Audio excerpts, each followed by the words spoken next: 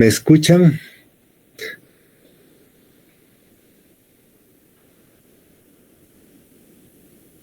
Buenas tardes. Buenas tardes. Ya.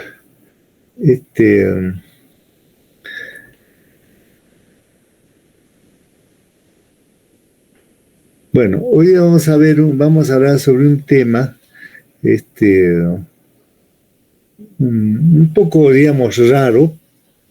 Bueno, a veces se nos escapa, ¿no? Porque más vemos meningitis, esas cosas, todo eso, pero es bueno saber que también hay cosas raras que recién explicarían la clínica que está presentando el paciente, ¿no?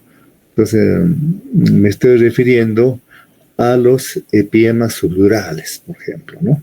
Entonces, en los epiemas subdurales, una definición sería, como están viendo en la imagen, ¿no?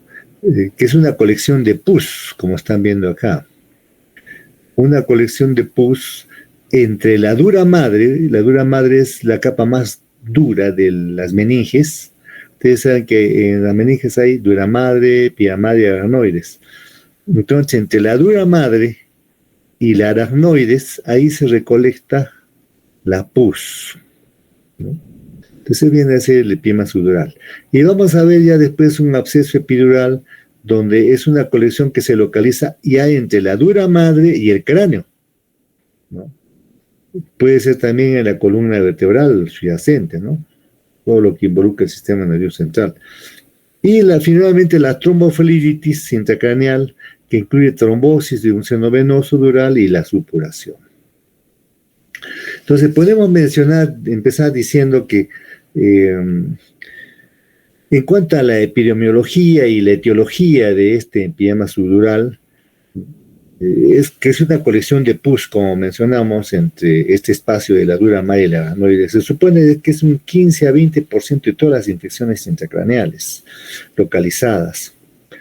Antes de la aparición de antibióticos, la enfermedad era esencialmente mortal. Así, el 100% de la mortalidad, pero con los actuales métodos que tenemos ahora, de que hubo la tomografía, la resonancia, ¿no? La mortalidad ya es de un 20%, un 10%.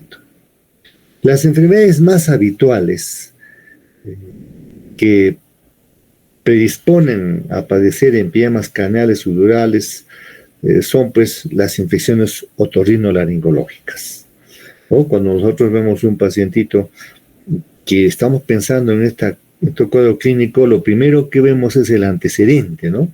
Ha visitado al otorrino probablemente, ha tenido infecciones en el oído, a veces en la laringe, en los senos paranasales también puede ser.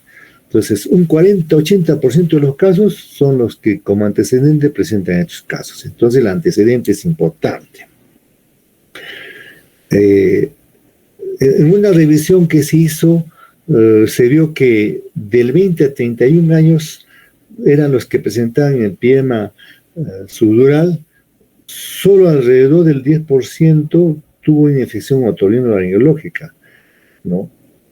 Y previa cerca al 20% desarrolló un empiema subdural tras un TEC. O sea que también los TEC hay que tenerlos en cuenta, ¿no? La patogenia de la empiema subdural, empiema craneal, consiste pues en esta extensión de la infección al espacio subdural a través de las venas emisarias o adulares asociadas a tromboflebitis también. A través de una extensión a veces hay un TEC y se infecta pues la calota craneana, o puede ser parte de la médula, de la columna también, y ahí me estoy refiriendo a la osteomielitis.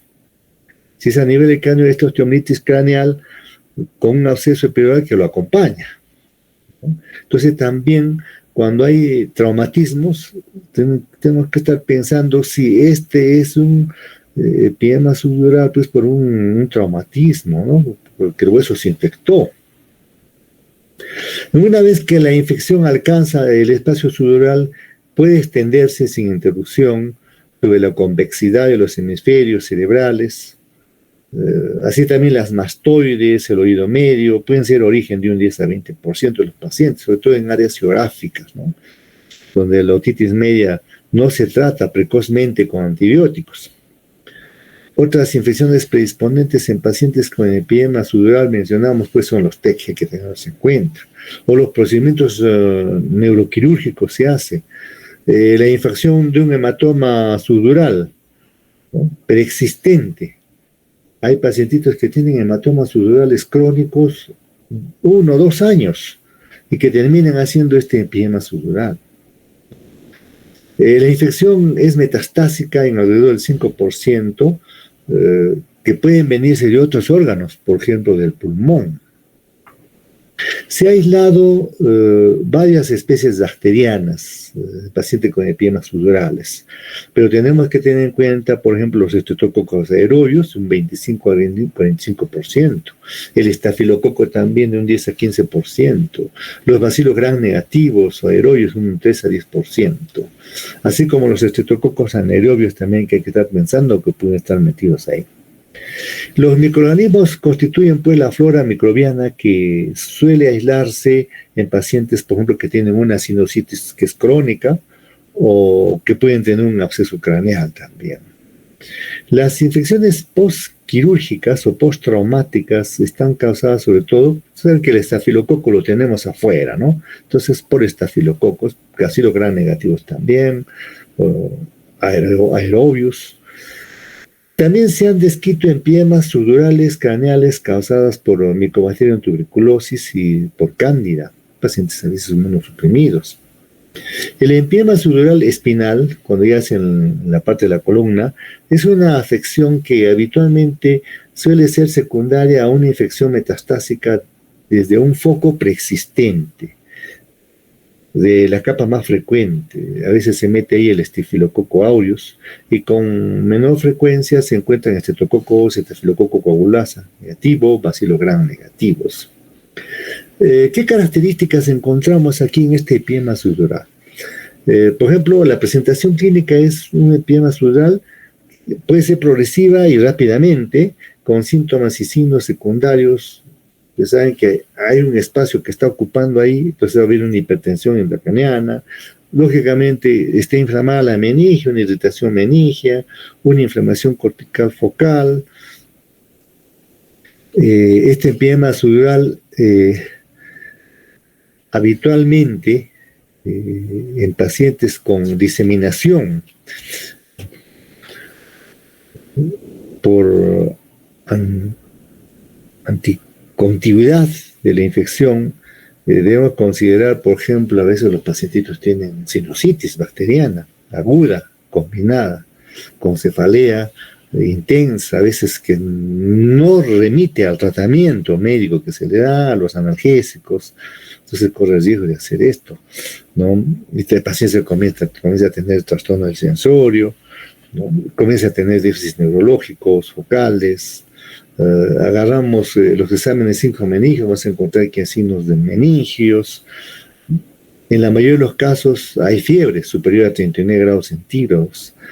La cefalea, que puede encontrarse localizada sobre todo en el seno y el oído infectados, es un síntoma prominente y vuelve a generalizarse y a medida que progresa la infección. Los vómitos son habituales según aumenta la presión intracraneal, se aprecia una alteración del estado mental, el paciente está desorientado, con somnolencia, progresa a una ebulación, al coma, si no se trata la infección, ¿no? Sin embargo, podemos considerar una tríada que nos puede ayudar a hacer el diagnóstico. Por ejemplo, un paciente que tiene fiebre alta, su cefalea, alteración del nivel de conciencia.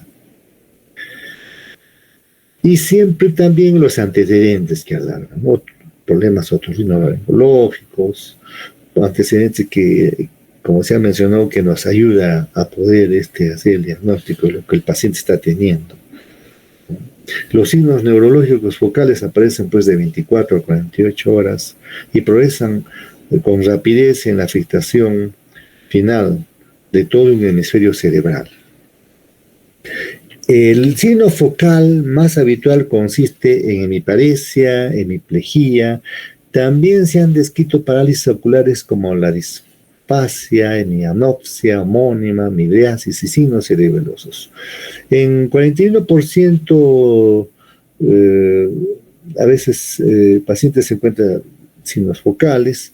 Puede haber convulsiones, sí, focales generalizadas, más o menos un 25, a veces un 80%. En pacientes con epiema infratentorial, las características clínicas habitualmente son inespecíficas, además de la triada de fiebre, cefalea y vómitos. Son síntomas comunes. También hay problemas cerebelosos, ¿no? La presentación clínica de un epiema subdural espinal suele consistir en dolor radicular y síntomas de compresión de médula espinal que se puede producir a múltiples niveles. ¿Cómo hacemos el diagnóstico de empiema subdural? Se debe conceder el diagnóstico a cualquier paciente con signos meningios y con déficit neurológico focal. La punción lumbar es importante que sepa, está contraindicada, ¿no? Por riesgo de hernia cerebral heterogénea, entonces hay que tener cuidado. Pues mejor hacemos el diagnóstico primero, ¿no? Los procedimientos diagnósticos de un empiema subdural craneal son la TAC, una TAC cerebral con contraste o resonancia. Entonces, antes de punzar, mejor le tomo la neuroimagen para estar seguro. A la tomografía, ¿qué vamos a observar? Ahí observamos un área hipodensa, semilunar, ¿no? Elíptica, por debajo de la bóveda craneal, o adyacente a la hoz del cerebro. También se puede observar locuaciones. Según la extensión de la enfermedad puede producirse efecto de masa, como ven ahí, puede estar comprimiendo, pues, y esto produce dolor, produce hipertensión neurocraniana. Puede haber un desplazamiento de la línea media, se puede ir hacia el otro lado, como están viendo ahí, un poco ya se está desviando hacia el otro lado, ¿no? Un efecto de masa, ¿no? A la resonancia magnética cerebral, pues, nos aporta una mayor calidad de los detalles morfológicos y se puede detectar la presencia de un empiema subdural que no aparece a la tomografía. Esos son pequeños. Y además es muy útil a la hora de detectar empiemas subdurales localizadas en la base del cerebro, a lo largo de la hoz del cerebro o de la fosa posterior. La resonancia magnética también puede diferenciar los empiemas extraxiales de la mayoría de las colecciones estériles y hematomas subdurales. Las imágenes potenciadas en difusión aparentemente ayudan al diagnóstico, ¿no?, del paciente con empiema subdural, ¿no? Entonces se considera a la resonancia magnética como el examen auxiliar o el procedimiento de elección para empiemas subdurales craneales. Y para empiemas subdurales espinales porque define mejor la extensión de la lesión, porque probablemente que el neurocirujano tiene que ubicarse para ver cómo entra a hacer eso, ¿no? El tratamiento y pronóstico. En cuanto al tratamiento y pronóstico, el empiema subdural es una urgencia médica y su tratamiento óptimo requiere una estrategia médica y quirúrgica combinada. La cirugía o drenaje es necesario porque los antibióticos solo no esterilizan el empiema con fiabilidad. Se necesitan cultivos aerobios y anaerobios del material purulento para guiar la utilización de los antibióticos específicos, y la descompresión quirúrgica es útil para controlar el aumento de la presión intracraneal. Si no, el paciente hace hernia, pues se puede morir. Una vez que se ha aspirado el material purulento a través de una craneotomía o de una trépano craneal, hay que iniciar el tratamiento antibiótico según resultado de la tinción gran y los factores predisponentes probables que condujeron al desarrollo del empiema subdural. Si se sospecha que Staphylococcus aureus se dará vancomicina, y se sospecha que son anaerobios, se da metronidazol. Si es bacilo gram negativo aerobio, se dará cefixima, ceftazidima o meropenem. Tratamiento antibiótico parenteral de 3 a 4 semanas tras el drenaje. Cuando la pus es espesa y se locua, a medida que progresa, la enfermedad se debe realizar una craniotomía, ¿no? En los hospitales de alto nivel, ahí pues los neurocirujanos hacen guardia, ¿no? Entonces usted, por ejemplo, cuando estén en hospitales de un alto nivel, van a ver que los subespecialistas de neurología, neurocirugía, todos hacen guardias, ¿no? Porque vienen pacientes derivados de diferentes partes de otras regiones, de otros lugares, ¿no? Que ya han sido evaluados para que se actúe rápido. Entonces el paciente viene con sus diagnósticos de tipo, inmediatamente tiene que actuarse, si no el paciente se hernia y puede fallecer. Entonces hay equipos que ya están en guardia, si es urgencia quirúrgica van a entrar, ¿no? El otro es el absceso epidural, ¿no? El absceso epidural, como mencionaba hace un momento, es pues una colección localizada de pus entre la dura madre y el cráneo. Puede ser también en la columna, ¿no? El absceso epidural se define entonces como esta colección, pues, que se localiza en esa zona. Con frecuencia existe empiema sudural asociado por el absceso epidural craneal. Puede atravesar la dura madre craneal a lo largo de las venas emisarias. Por tanto, la etiología bacteriana y la patología del absceso epidural craneal suele ser idéntica, ¿no?, a los descritos anteriormente, como hemos hablado del empiema sudural craneal. De modo que el foco inicial suele situarse entre los senos paranasales, el oído medio, las celdillas mastoideas, en un 60-90% de los casos. Se asocia también a sinusitis, a otitis. Las complicaciones más frecuentes son en niños, en adolescentes y adultos jóvenes. También se puede producir abscesos epidurales craneales secundarios a traumatismos. Sobre todo cuando a veces en niños, cuando se motoriza el cuero cabelludo, pues no, fetal, penetración de tornillos a veces, la fijación de tipos de procedimientos quirúrgicos intracraneales, transnasales o transmastoideos recientes. Alrededor del 0.2 al 2 a 10.000 pacientes hospitalizados tienen un absceso epidural espinal. Suelen ser secundarios a la diseminación hematógena o portadores de cáteres intravenosos o también pacientitos que pueden estar cursando con endocarditis infecciosa, ¿no? La diabetes mellitus, por ejemplo, es un factor de riesgo considerable, así como el consumo de drogas intravenosas, el tratamiento inmunosupresor que reciben por pacientes que tienen neoplasias malignas, la insuficiencia renal que tienen algunos pacientitos, el alcoholismo también, la diseminación hematógena secundaria, infecciones cutáneas como un forúnculo, como hablamos en la clase de meningitis, la celulitis, el acné infeccioso, ¿no?, del tracto urinario, abscesos periodontales, faringitis, neumonía y mastoiditis. Muchos abscesos cerebrales tienen un origen polimicrobiano que incluye cocos, anaerobios, también gram positivos, estafilococos, estreptococos y bacilos anaerobios gram negativos.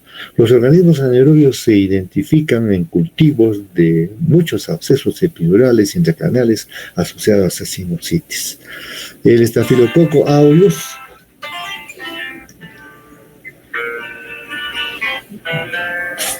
Perdón.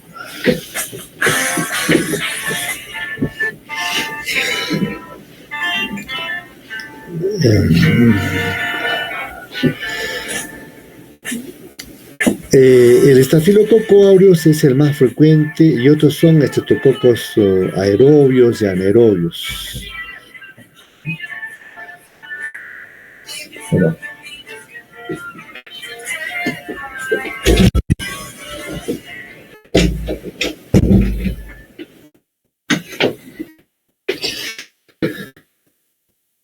Hay que también tener en cuenta los aerobios gram negativos, E. coli y la Pseudomonas aeruginosa.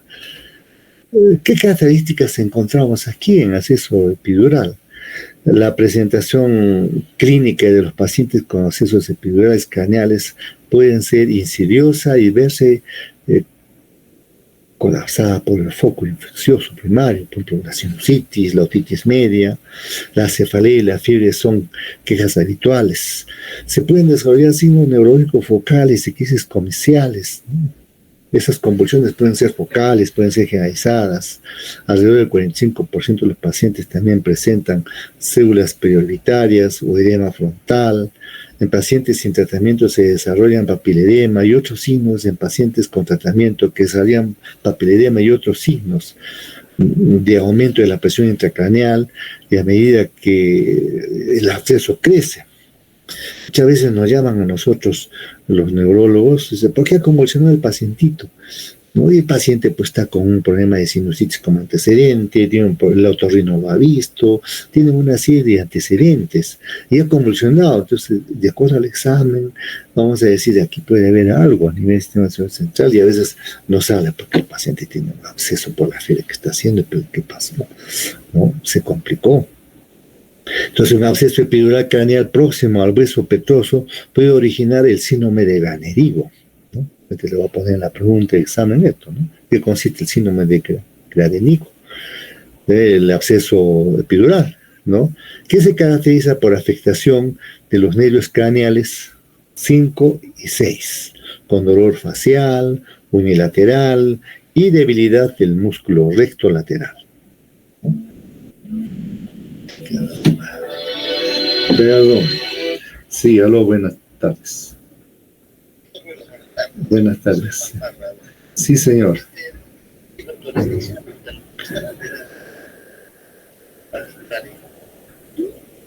Este sería hoy día, pues. Sería, sí. Sí. ¿Me puede usted llamar a las 2 de la tarde? Me ha cortado usted, estoy dando clase. ¿Ya? 2 de la tarde termino y me llama, ¿ya? Por favor. Hasta luego, hasta luego. Van a disculpar, bueno, los pacientes siempre. Bueno, eso cuando ustedes agarran su especialidad, vean qué especial quieren, ¿no? Dicen, no, yo quiero una especial que esté tranquilito, ya, es este especial.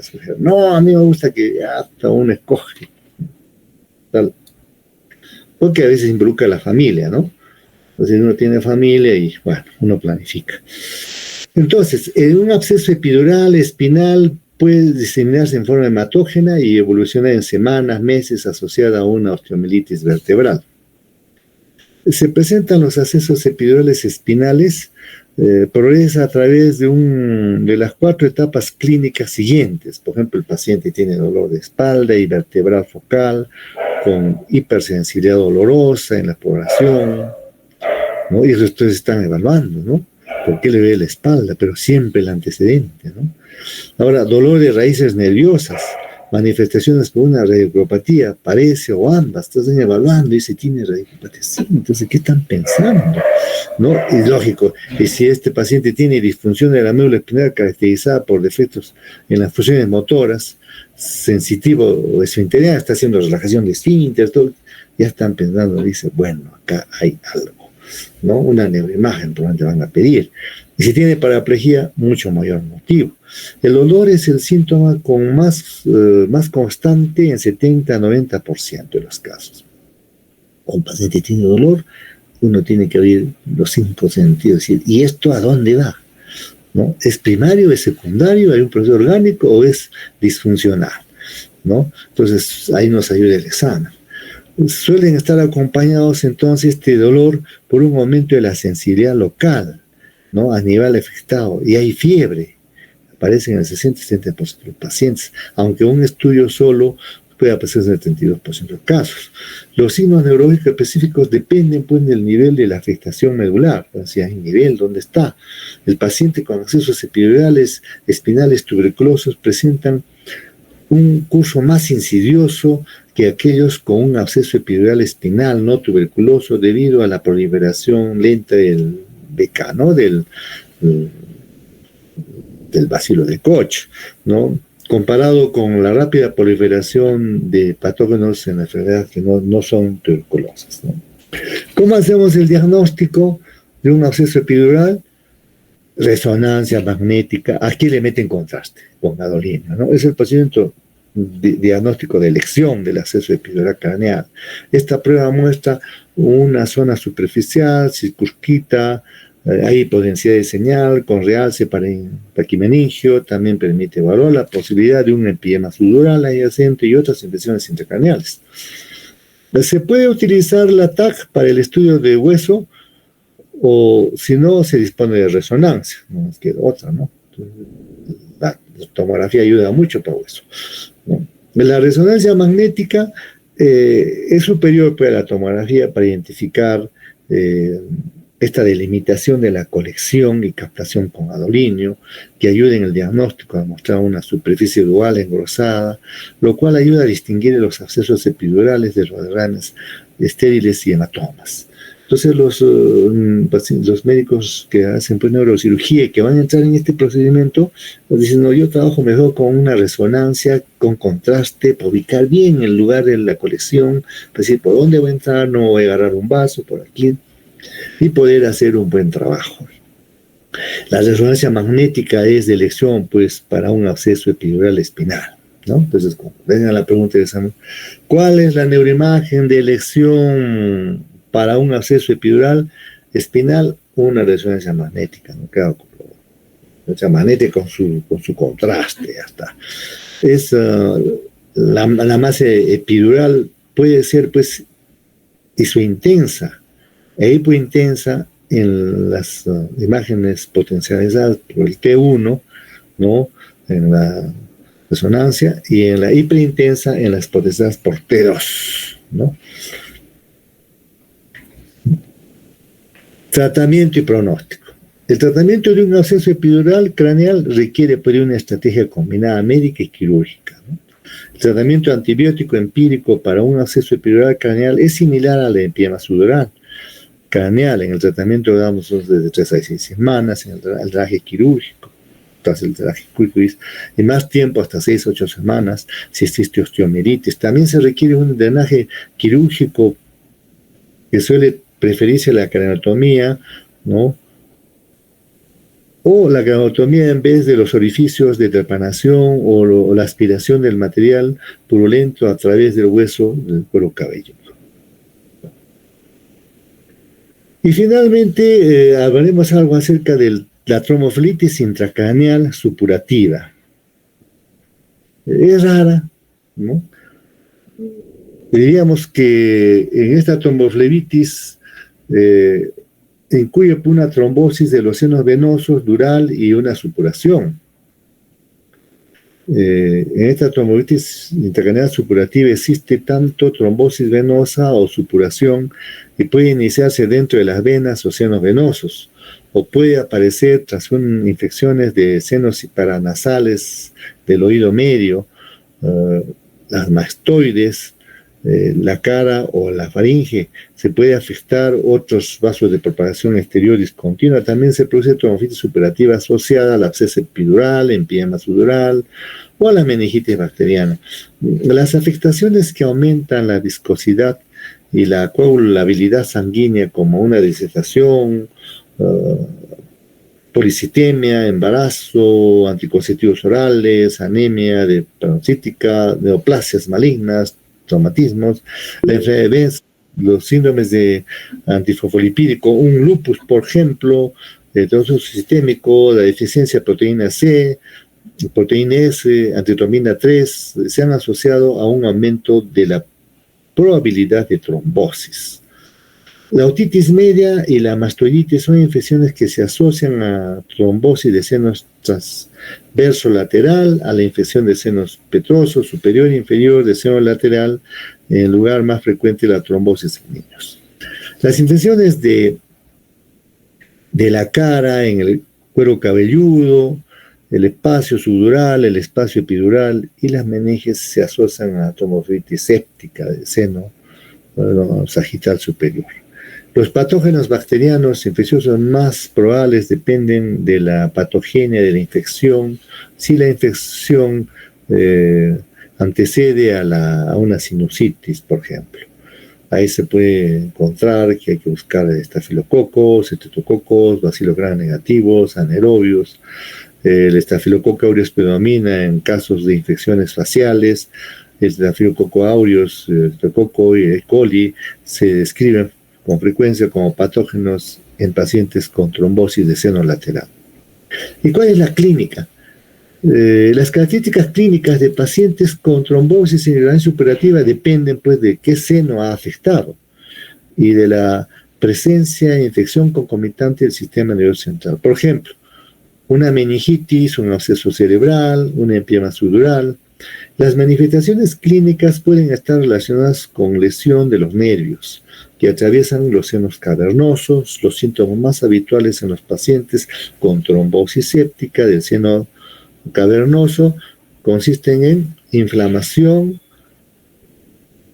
periorbitaria en un 73%, cefalea un 52%, otros síntomas son nibulación, diplopía, lagrimeo, fotofobia, tosis y signos, ¿no?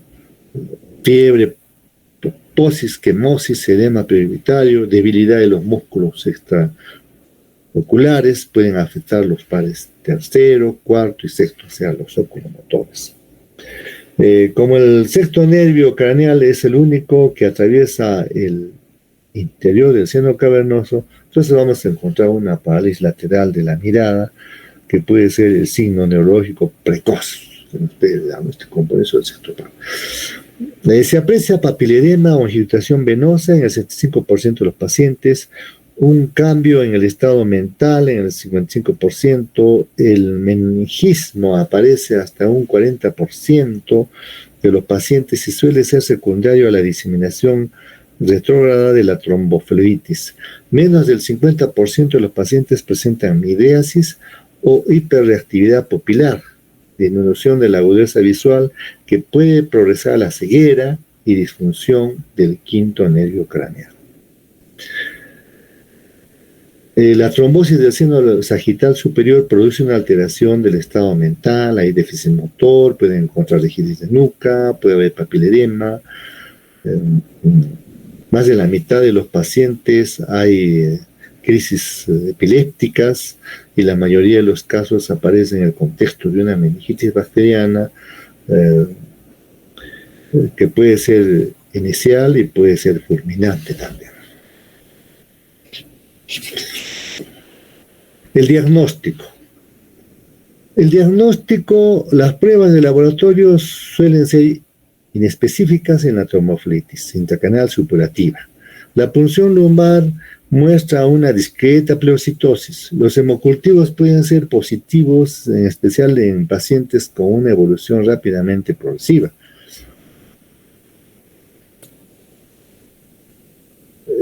La radiografía de tórax puede revelar signos de una embolia séptica pulmonar tras propagación del trombo al seno petroso inferior y a la vena yugular. La radiografía de los senos paranasales pueden documentar la afectación de dichos senos. La tomografía o resonancia son superiores a la radiografía para detectar una sinusitis esfenoidal.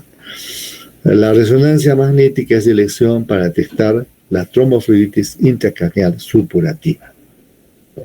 Y el tratamiento, el pronóstico, depende de la afección clínica y el antecedente. Los microorganismos probables son similares a los de empiema subdural, craneal y al absceso epidural craneal. Un régimen empírico adecuado consta de vancomicina, metronidazol y una cefalosporina de tercera generación y cuarta generación. A la espera del resultado de cultivo y antibiograma in vitro durante 3 a 4 semanas. Algunos recomiendan intervención quirúrgica de pacientes que desarrollan trombosis del seno cavernoso como complicación de una sinusitis. Algunos utilizan anticoagulación con el tratamiento antibiótico. Y finalmente, ya para terminar esta parte, hablaremos sobre, ustedes saben que cuando un pacientito tiene derivaciones, las derivaciones pueden ser del encéfalo, como si tiene hidrocefalia, ¿no?, de la hidrocefalia, de los ventrículos que están dilatados, hacia el peritoneo. Y ahí hablamos de derivaciones ventriculoperitoneales. Pero también puede ir al corazón, atriales, que son menos frecuentes, ¿no? Entonces estamos hablando de las infecciones de las derivaciones ventrículo-peritoneal.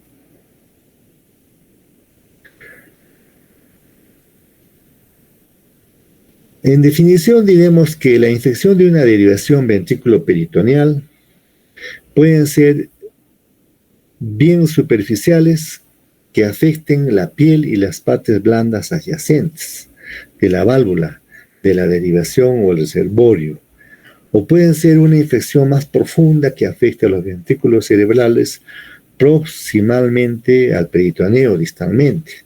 Las infecciones de un drenaje de líquido cefalorraquídeo pueden ser infecciones en túnel, infección en el punto de salida de catéter o ventricular. En cuanto a la epidemiología, la incidencia de casos de infección de una derivación de líquido cefalorraquídeo, es decir, la presencia de infección de cualquier paciente, ha oscilado entre 2.8 y 41%, aunque habitualmente algunos reportes hay de 4 al 17%. La incidencia operatoria, es decir, la presencia de infección del procedimiento, ha oscilado entre 2.8 y el 14%, aunque habitualmente es menos del 4%. En pacientes con drenajes de líquido cefalorraquídeo, la incidencia de ventriculitis ha asociado entre 0 y 22%. En cuanto a la microbiología, las especies que más se meten ahí son los estafilococos, que representan a la mayoría en los estudios cuando se ha aislado, en pacientes con infecciones de las derivaciones de líquido cefalorraquídeo, siendo el estafilococo epidermidis el patógeno aislado con más frecuencia, de un 47 a 64% de las infecciones, seguido del estafilococo aureus de un 12 a 29% de las infecciones. Las especies gram negativas, aisladas, de mayor frecuencia son Escherichia coli, Klebsiella, Proteus, Pseudomonas. También se ha comunicado casos de meningitis por Actinobacter en pacientes con derivación ventrículo-peritoneal. En los últimos años se ha encontrado un aumento en la prevalencia de difteroides, incluido el propio Bacterium agnes, en las infecciones de derivación de líquido cefalorraquídeo. ¿Cómo hacemos el diagnóstico?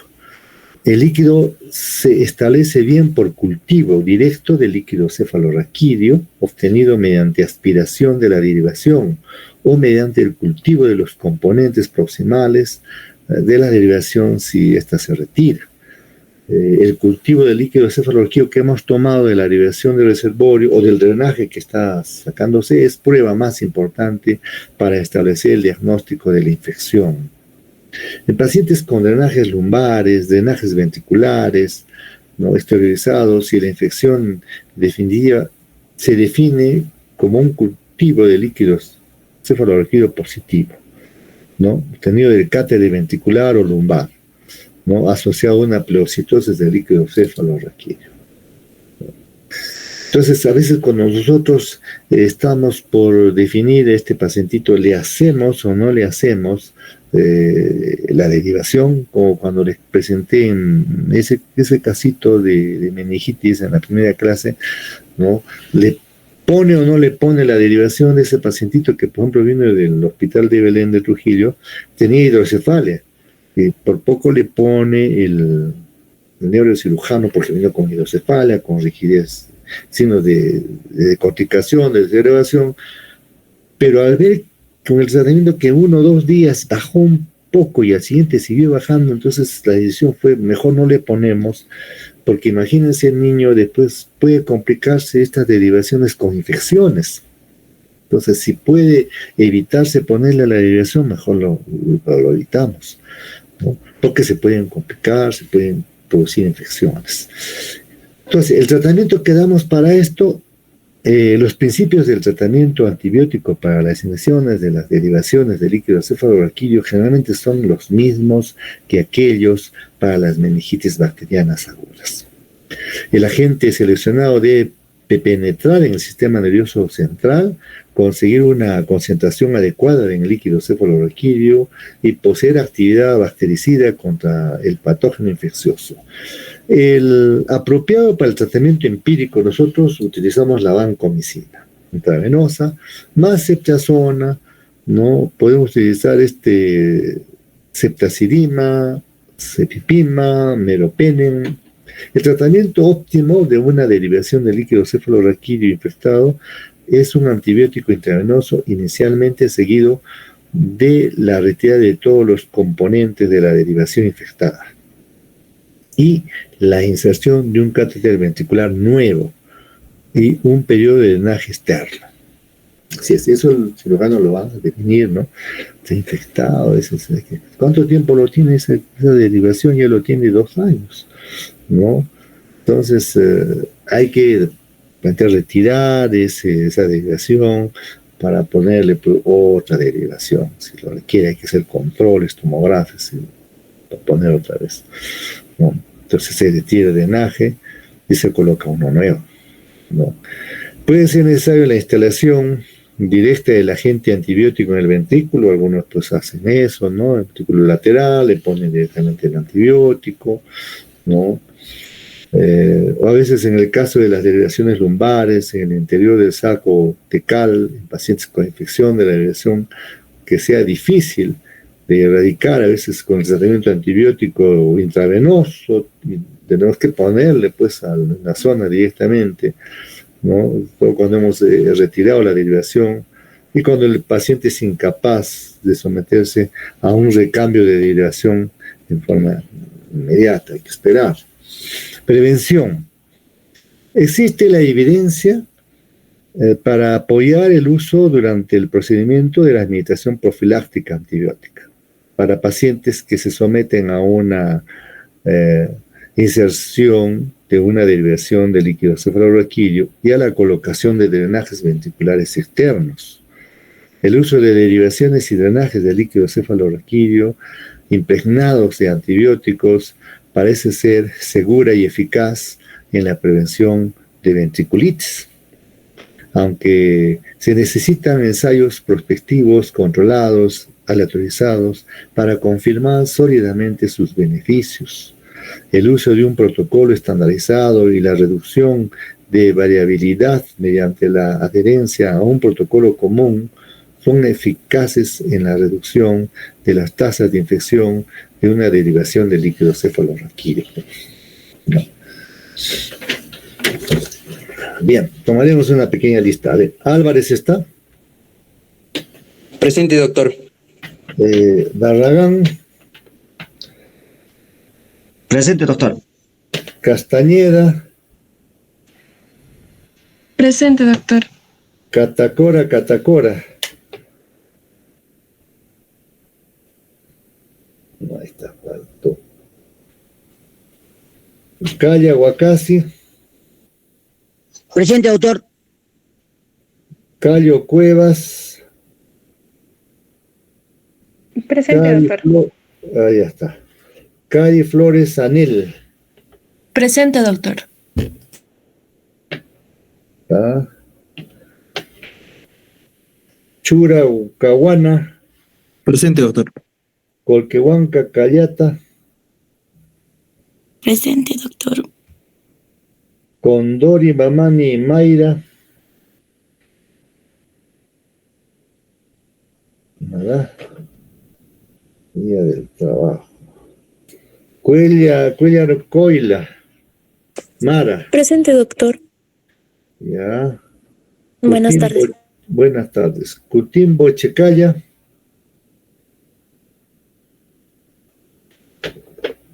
Se fue a las alacitas. González Cayo Anica. Presente, doctor. Buenas tardes. Buenas tardes. Guanacuni Maquera Fiorella. Presente, doctor. Buenas tardes. Buenas tardes. Llano Pachacute Paul. Presente, doctor. Buenas tardes. Buenas tardes. Loza Segarra Milagros.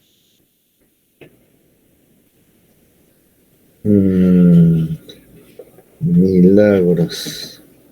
También se ve por ahí. Luque Rino. Presente, doctor. Buenas tardes. Buenas tardes. Mamani Ampancho Michel. Presente, doctor. Buenas tardes. Buenas tardes. Mamani Kutipa Epson.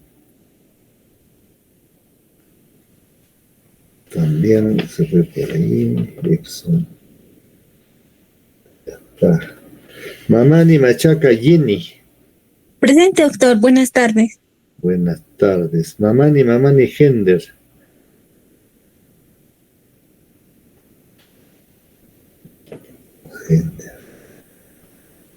Hender. Make Kuroyon. Presente, doctor. Buenas tardes. Buenas tardes. Maquera Cali Harry. Presente, doctor. Buenas tardes. Buenas tardes. Molluni Balcona Jorge Luis. Presente, doctor. Buenas tardes. Buenas tardes. Pacori Chávez Chari Milagros.